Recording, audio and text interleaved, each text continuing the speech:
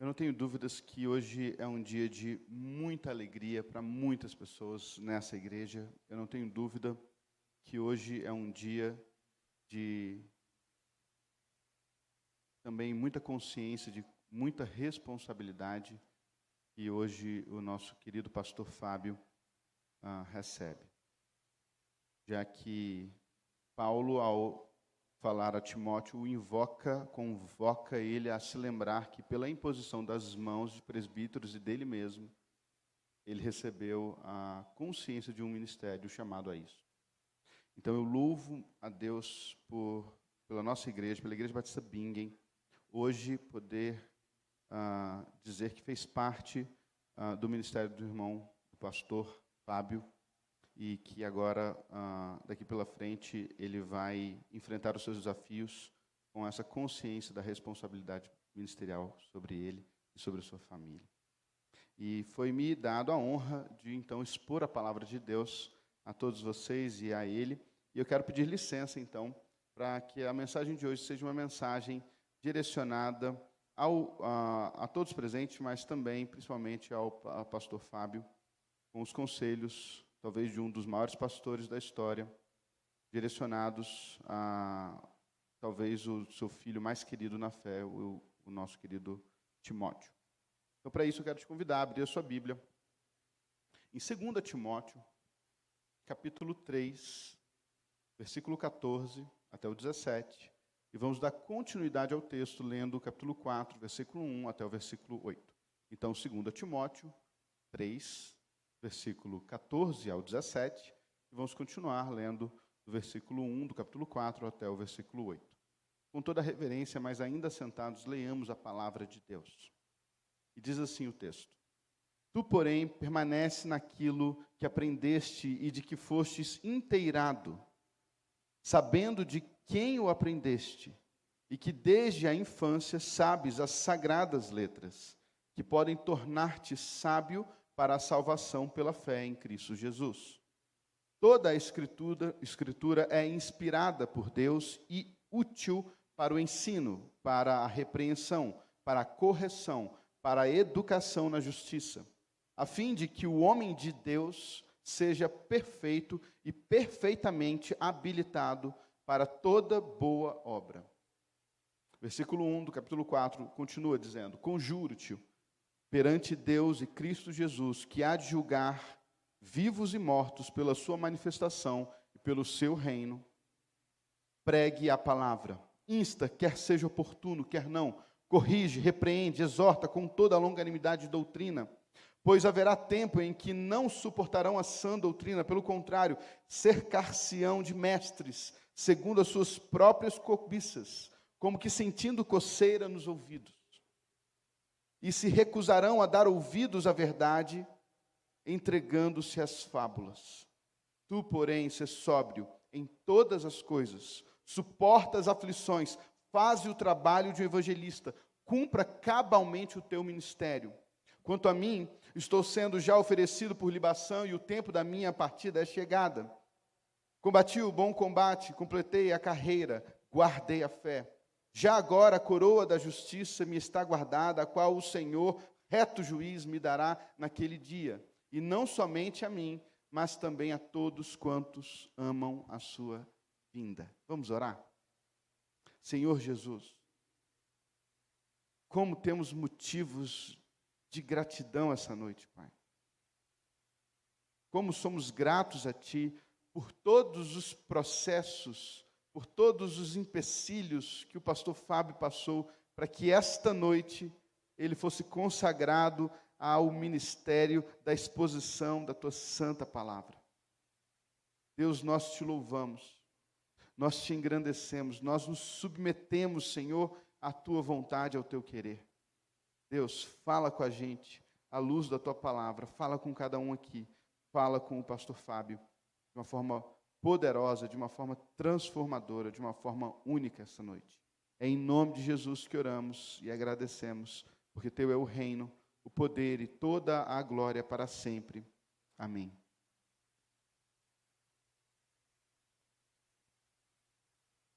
Fábio, uma das grandes honras da minha vida é ser pastor. Eu não tenho nenhum outro grande motivo de me sentir honrado a não ser esse grande chamado que Deus teve para a minha vida. Eu sou muito grato a Deus por muitas coisas, mas quando eu penso em para que eu existo, o meu chamado é algo que mexe comigo e que mexe com a minha consciência. Porque eu não acho que exista algo mais nobre do que você viver para o nosso Deus. Então, você está entrando em algo de muita labuta, de muito trabalho, mas de algo extremamente honrável. Eu louvo a Deus pela sua vida e louvo a Deus pelo chamado que Deus tem e vai se mostrar na sua vida. Mas, diante de tudo isso, eu queria dizer o tema dessa mensagem como uma carta de um pastor para outro pastor. E você sabe tão bem quanto eu, quando Paulo escreve essa carta, ele está agora preso, não por inveja dos judeus, não porque os judeus estão perseguindo, estão incomodados com o que Paulo está falando, mas essa segunda prisão é uma prisão dilacerante, é uma prisão atordoante, porque agora é o Império Romano que está promovendo essa prisão. E ele já não está sendo acusado por um crime religioso, mas ele está sendo acusado por um crime extremamente complexo, que foi provavelmente o incêndio da capital do mundo naquela época, a cidade de Roma. A cidade de Roma pegou fogo, dos seus 14 bairros, 11 foram completamente destruídos, e agora está caindo no colo de Paulo a culpa desse incêndio, como se ele tivesse sido o motivador ou aquele que mandou incendiar a cidade. E então ele está preso agora, não como ele estava na primeira prisão, como uma prisão domiciliar, mas agora ele está preso na masmorra de Roma, ele já está provavelmente condenado à morte, e ele sabe que agora ele está indo para o martírio. Por isso ele escreveu isso que foi dito. É muito importante lembrar que o apóstolo Paulo escreveu a sua última carta, é justamente essa, a segunda carta a Timóteo. E essa carta foi definida em 4 capítulos, e nós lemos o final do 3º e o início do 4º capítulo, ou seja, estamos lendo as últimas palavras, provavelmente, que o apóstolo Paulo deixou escrita e que entrou no nosso cânon, na palavra de Deus. Então, é muito interessante ver o que esse grande homem de Deus, esse grande missionário, esse grande apóstolo, o maior plantador de igreja, o maior teólogo da história, está dizendo para um pastor que está ficando no seu lugar. E a primeira coisa que ele fala para esse pastor, para esse jovem pastor, para esse filho na fé dele, é: Timóteo, tu, porém, permanece. E isso é uma coisa que mexe comigo.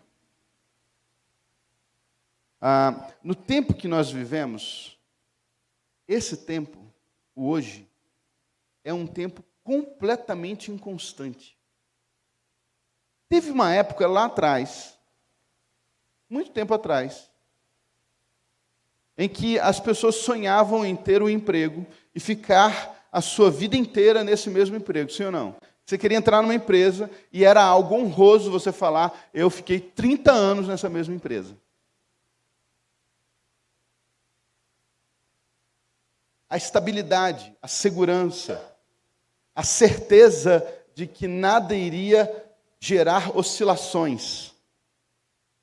Mas isso com o tempo vai passando, e aquilo que todo mundo tinha certeza que se você quisesse ser alguém na vida, você tinha que se dedicar, você tinha que estudar, você tinha que fazer uma faculdade, você tinha que fazer, e depois de se formar na sua faculdade, você ia para uma empresa, ia apresentar o seu lindo currículo, e você teria essa estabilidade. Isso acabou.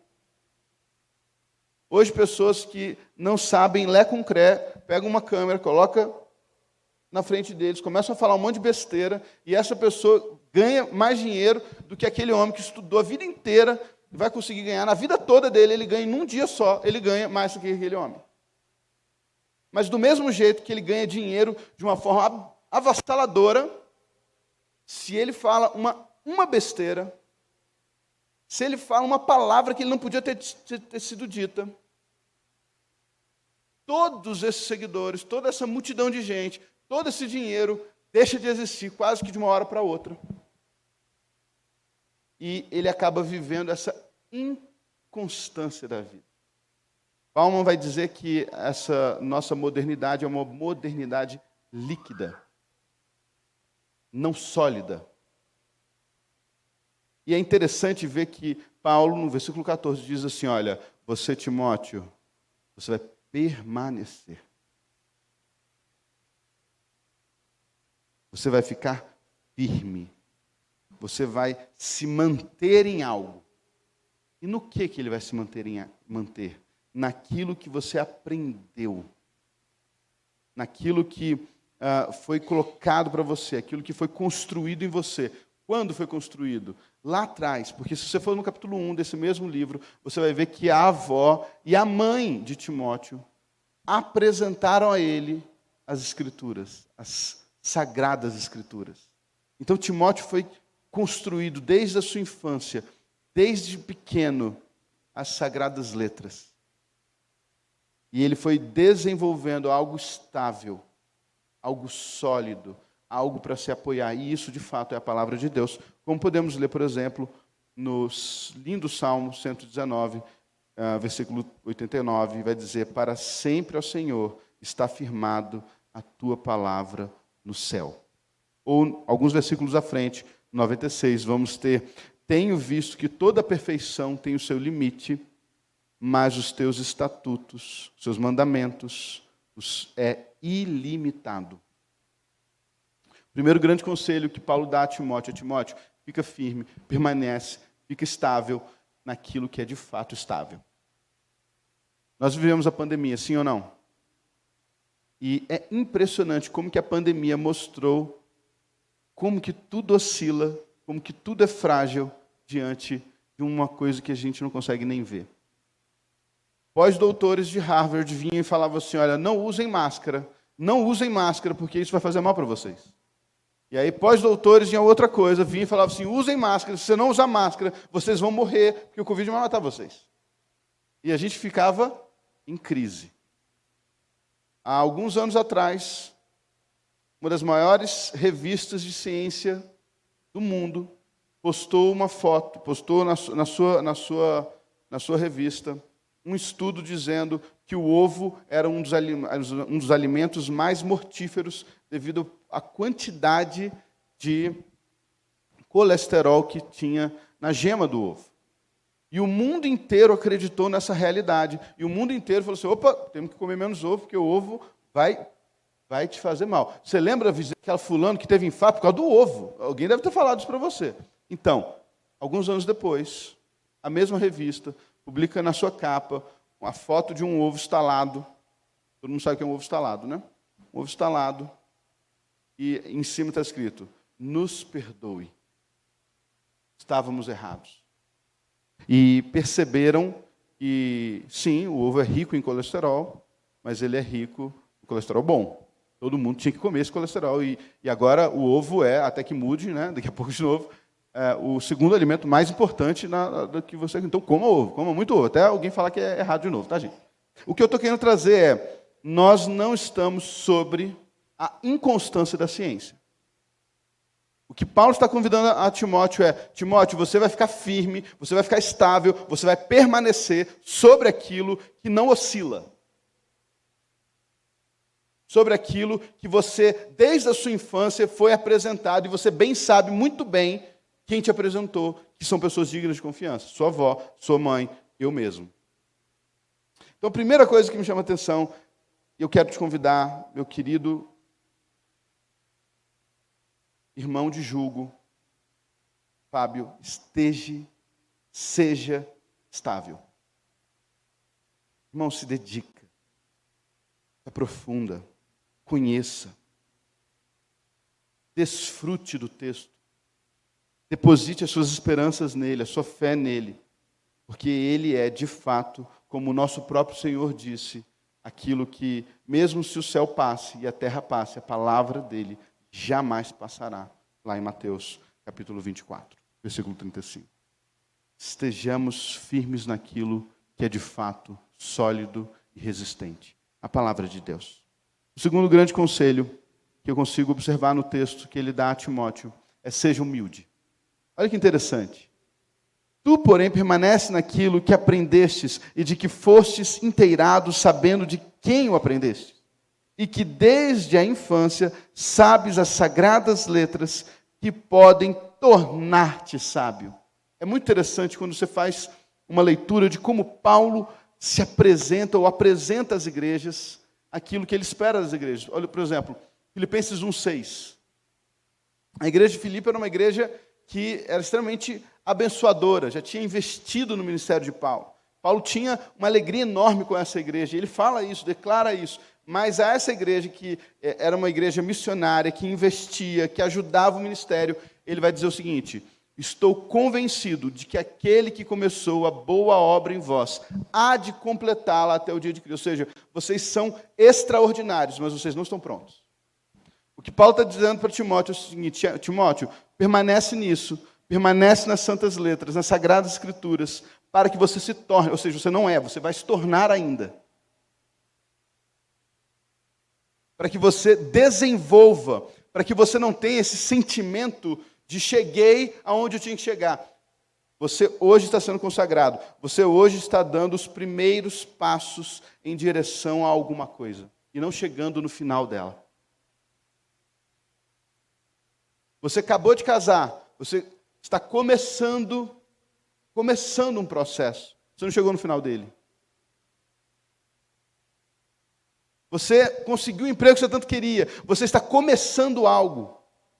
É por muitas vezes, por acharmos que chegamos aonde queríamos, aonde deveríamos, é que muitas vezes deixamos de lado pilares que nos ajudam, nos sustentam diante da caminhada. Eu casei, eu era a pessoa mais romântica do mundo, que era minha esposa.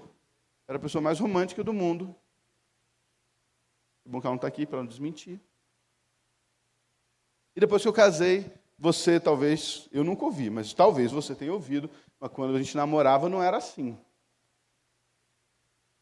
Pois bem, o convite que é dado aqui é: lembre-se, você está no processo de tornar sábio a partir da permanência nesse texto. Do processo de desenvolver a sua salvação a partir dessa permanência, desse processo que você está passando, que nós estamos passando, todos nós estamos vivendo.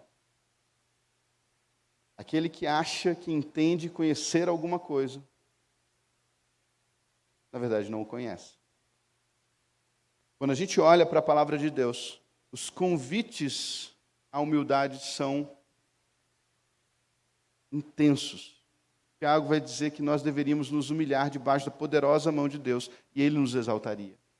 Provérbios vai dizer que Deus resiste ao soberbo, mas concede graças aos humildes. Quando nós vemos o processo de Jesus em se humilhar e obedecer em Filipenses 2, nós vamos percebendo que a humildade, ele faz parte do ministério de qualquer homem de Deus. E nós, e você também, é extremamente convidado a entender e a viver esse processo. Mas não só a humildade, você também, e eu e todo o ministro, ele é convidado a algo muito interessante. Eu queria ler com você de novo, versículo 1 e 2, de 2 Timóteo, capítulo 4, que diz assim: conjuro-te perante Deus e Cristo Jesus, que há de julgar os vivos e os mortos, pela sua manifestação e pelo teu reino, prega a palavra. Pode parar aí. É muito interessante observar que o convite não é pregue sobre a palavra. O convite não é pregue também a palavra. O convite não é pregue alguma coisa sobre a palavra. O convite é pregue a palavra. Qualquer distorção dessa realidade é uma distorção de tudo aquilo que você entende como chamado. Eu já falei que eu louvo a Deus pela sua vida, mas eu louvo a Deus principalmente pela nossa capacidade de partir sempre do texto. Você sabe tão bem quanto eu que seria algo muito difícil para mim, muito complexo para mim, ter que ser companheiro de julgo de alguém que usa também o texto. E quando eu leio isso, a primeira vez que eu li, já convencido e certo do meu chamado, eu fiz uma oração e falei a Deus, eu quero pregar a tua palavra. E a partir disso, nós podemos enfrentar muitos desafios quanto ao nosso tempo, quanto aos pensamentos desse tempo, a filosofia desse tempo. Mas nós não podemos nos desviar da palavra. E por que nós não podemos nos desviar da palavra? Pela continuação. E eu queria te convidar a continuar, dizendo, pregue a palavra, insta, quer seja oportuno, quer não, corrige, repreende, exorta com toda a longanimidade de doutrina. E aí ele continua, pois haverá tempo em que não suportarão a sã doutrina. Pelo contrário, cercar-se-ão de mestres segundo as suas próprias cobiças, como que sentindo coceira nos ouvidos, e se recusarão a dar ouvidos à verdade, entregando-se às fábulas. Eu quero pedir licença para os irmãos e ler com os irmãos agora o versículo, capítulo 3, versículo 1, que diz o seguinte, sabe, porém, isto, nos últimos dias sobrevirão tempos difíceis. Pois os homens serão egoístas, avarentos, jactanciosos, arrogantes, blasfemadores, desobedientes aos pais, ingratos, irreverentes, desafeiçoados, implacáveis, caluniadores, sem domínio de si, cruéis, inimigos do bem, traidores, atrevidos, enfatuados, mais amigos dos prazeres que amigos de Deus. Quero ler com você agora capítulo 4 de 1 Timóteo, que diz, versículo 1, ora, o Espírito afirma expressamente que nos últimos tempos alguns apostatarão da fé, por obedecerem a espíritos enganadores e a ensinos de demônios, pela hipocrisia dos que falam mentiras e que têm cauterizado a própria consciência, que proíbem o casamento e exigem abstinência de alimentos que Deus criou para serem recebidos com ações de graças pelos fiéis e por quantos conhecem plenamente a verdade. Pois tudo que Deus criou é bom e recebido com ações de graças, nada é recusável. Vamos ler o 5. Porque pela palavra de Deus e pela oração é santificado. Meu irmão, meu companheiro de julgo, pregue a palavra, porque inquestionavelmente vivemos os últimos tempos. Vivemos momentos onde os homens são mais amantes do prazer do que amantes de Deus. Vivemos um momento onde os homens estão implacáveis. Vivemos momentos onde os filhos não obedecem mais aos seus pais. Vivemos momentos, os dias, onde a arrogância tomou conta dos corações. Vivemos um momento de apostasia da fé. Vivemos um momento onde as pessoas se recusam a dar ouvidos à sã doutrina e ajuntam para si mestres e falam aquilo que elas querem ouvir. Ou seja, pregue a palavra, porque hoje vivemos essa realidade. E diante dessa clara exposição, só de Paulo a Timóteo, podemos, sem forçar muito o texto, olhar para Filipenses capítulo 3, versículo 17, e perceber que Paulo fala à igreja de Filipe sobre homens que, agora com lágrimas ele vai dizer, são na verdade inimigos da cruz de Cristo, que o seu Deus é o próprio ventre e que eles só pensam nas coisas terrenas, que a sua glória é a sua infâmia. E Paulo, ao exortar a igreja sobre isso, afirma que a nossa pátria não é na terra, a nossa pátria é no céu. E ele refuta tal ideia, tal compromisso, de que nossa exposição da palavra de Deus seja uma exposição sobre este tempo, sobre como você tem uma família mais abençoada, mais próspera, mais legal, como você pode trocar de carro todo ano, como que você pode ter uma casa melhor, como que você pode ter alguma coisa a mais na sua vida. Pregue a palavra, Fábio. Porque diante do cenário que nós estamos vivendo, diante da adulteração da palavra de Deus, com seus princípios e seus direcionamentos. Nós estamos vivendo tempos caóticos, onde pai se levanta contra filho, filho se levanta contra pai, onde não há respeito e nem mais amor nos casamentos, onde as famílias estão sendo dilaceradas e destruídas, onde a infância está sendo substituída por prostituição e sexualidade. Então não há um tempo mais oportuno para que a santa palavra de Deus seja anunciada, pregada, proclamada, defendida, anunciada, do que o hoje. Pregue a palavra. Insta, quer seja oportuno, quer não. Porque vai chegar um tempo, e eu peço licença poética aqui para dizer, que já chegou o tempo em que as pessoas não suportam mais ouvir a verdade. Diante dessa realidade, eu quero te dar uma linda e triste notícia. Paulo afirma categoricamente, nessa mesma carta, capítulo 3, versículo 12, dizendo... Deixa eu ler o versículo 10, 11 e 12 para você. Tu, porém, tens seguido de perto o meu ensino, procedimento, propósito, fé, longanimidade, amor, perseverança. As minhas perseguições e os meus sofrimentos, quais me aconteceram em Antioquia, Icônio e Listra. Que variadas perseguições tenho suportado. De todas, entretanto, me livrou o Senhor. Ora, todos quantos querem viver piedosamente em Cristo Jesus serão perseguidos. Isso me chama a atenção a uma triste realidade. Ou o apóstolo Paulo está equivocado. Isso não pode acontecer, porque Deus registrou isso nos seus textos, inerrantes, infalíveis. Ou nós temos que repensar o que é viver de uma forma piedosa em Cristo Jesus, para que possamos praticar e viver os sofrimentos que muitas vezes os ministros são convidados a viver e a passar. Veja, essas são as últimas palavras do apóstolo Paulo, e eu queria relembrar o que ele disse no versículo 6, quando ele diz: quanto a mim, já estou sendo oferecido como sacrifício de libação. Eu combati o bom combate, eu terminei a carreira, eu guardei a fé, e agora só me resta a coroa da justiça, que o Senhor, reto juiz, me dará, e não só a mim, mas a todos que amam a sua vinda.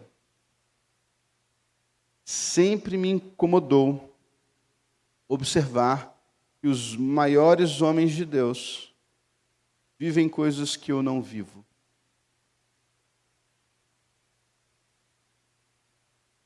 E eu não estou falando da sombra deles cair sobre as pessoas, eu não estou falando dos lenços pessoais serem levados para que as pessoas sejam curadas, eu não estou falando de ressurreição de pessoas, eu estou falando daquilo que acompanhou toda a igreja de Cristo enquanto ela foi fiel à exposição da verdade, às perseguições, à dureza. E agora nós estamos começando a observar e ver isso acontecer de novo.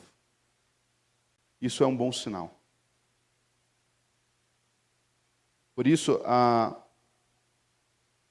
Fábio, o convite não é lute pelos seus direitos. O convite não abaixe a cabeça. O convite não é se alguém fizer algum mal contra você, você revida. O convite não é esse.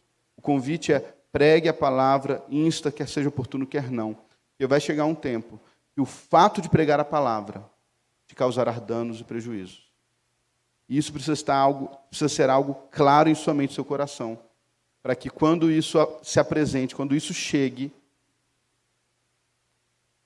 eu posso falar, eu te avisei.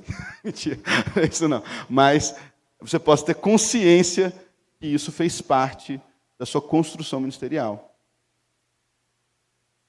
De que o ministério pastoral é, sim, e sempre será um ministério de renúncia, um ministério de entrega, um ministério de sangue. Sempre foi. Desde o seu início, e será assim até o seu final. O ministério da Palavra de Deus é um ministério que cobra muito mais do que nós imaginamos. Esteja apto, esteja atento, esteja firmado, seja humilde, para que esse ministério seja de fato um ministério poderoso nas mãos de Deus, um instrumento poderoso nas mãos de Deus, para que você seja um proclamador, não de vãs filosofias, não de ideias e teologias, mas um expositor da santa, inerrante e perfeita palavra de Deus. Que Deus te abençoe, meu irmão e colega. Seja muito bem-vindo, eu falo em nome de todos os pastores, a esse lindo ministério, a esse lindo chamado, você e sua família, que não tem jeito, é isso mesmo, né? Ninguém quer, eu gostei muito dessa, vou usar, pastor. Ninguém quer saber quem é a esposa do médico, ou do dentista, ou do engenheiro, mas todo mundo quer saber quem é a esposa do pastor, né? Então, verdade.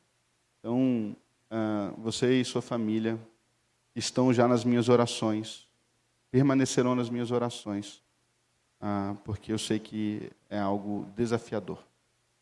Deus te abençoe.